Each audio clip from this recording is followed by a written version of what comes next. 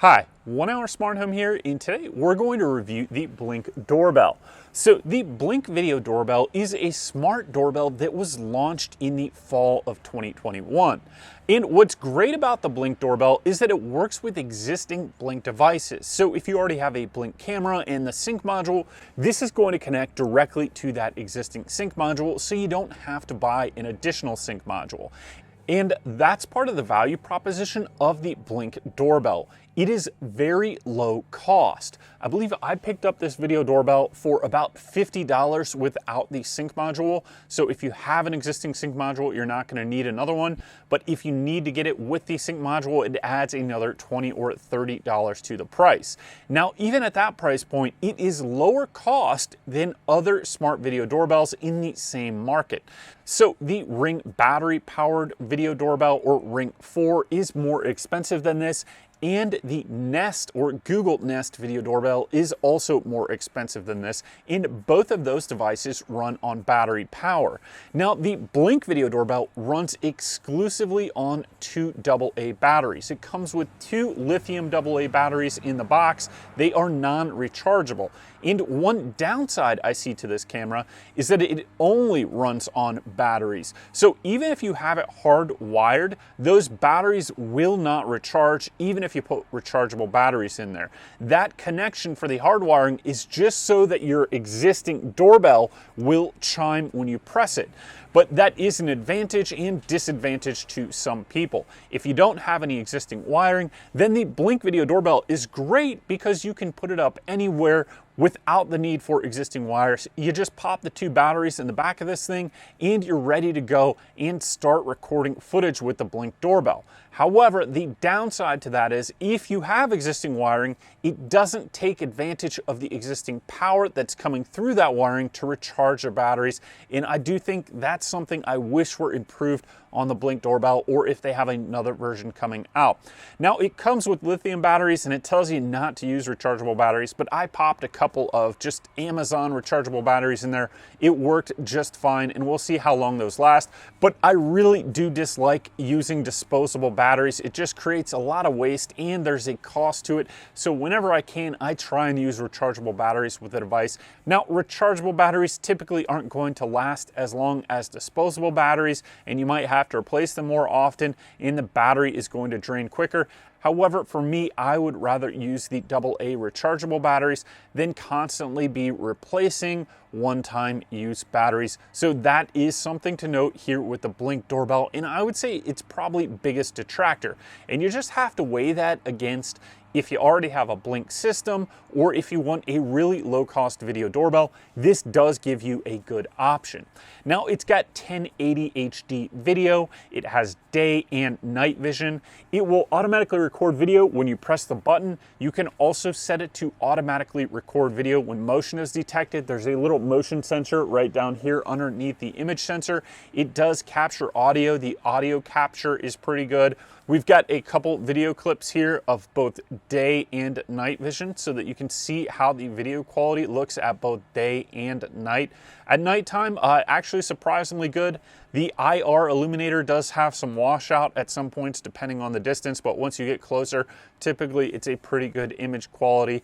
The daytime footage looked good in the 1080 HD resolution. You can see some shots here of me walking around, and it did have pretty good image quality. It's not going to stun you, but it also does get the job done, and you're going to be able to see people's faces. It has a fairly good image sensor that prevents washout to some degree, and when you've got this set up both in daytime and nighttime mode, you can adjust the motion sensitivity, you can make motion zones, and you can create all kinds of different schedules for this when it is armed or disarmed. Now we're going to test the response time of the Blink Doorbell. I press the button, a notification pops up here, so click that on your phone, and then the image will start to load up. So let's click save, and now you can see me here at the front door, behind the camera, currently recording.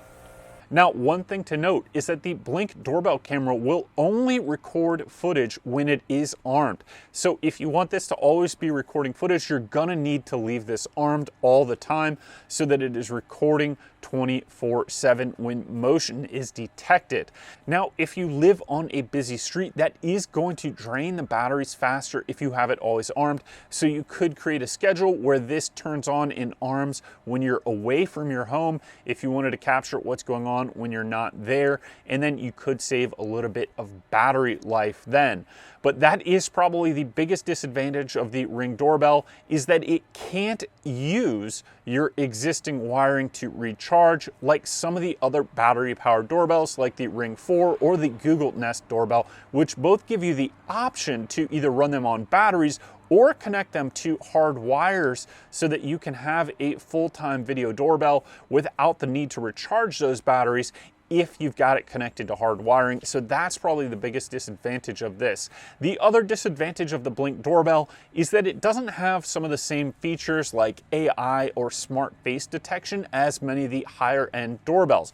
But it is half the price as some of those higher end doorbells. So if you have an existing Blink system, it does offer a compelling value if you just want to protect an entryway that you don't have currently protected and you want something that you can implement without having to pay for wiring. If you plan on doing that, I think the biggest limitation is going to be battery life. I've had it installed for a couple weeks without issue. They say the batteries should last about 3 months, so we'll test that out and see once we get a little bit further along here, and just check the comments or description for how long those batteries lasted. And if you want to help us out, go ahead and hit that subscribe button now. We also have another video that shows you how to install the Blink Video Doorbell. So if you want to install this yourself, you can go through that exact process and see how it sets up. Now, it does require the sync module, and the sync module is basically what converts the Wi-Fi signal from your home into a lower power Wi-Fi signal for the Blink video camera, or excuse me, the Blink doorbell, so that you're not using as much power communicating. The Blink sync module and the Blink doorbell communicate at a lower power frequency that extends the battery life, and that's the reason that that sync module exists, is to make that battery last longer.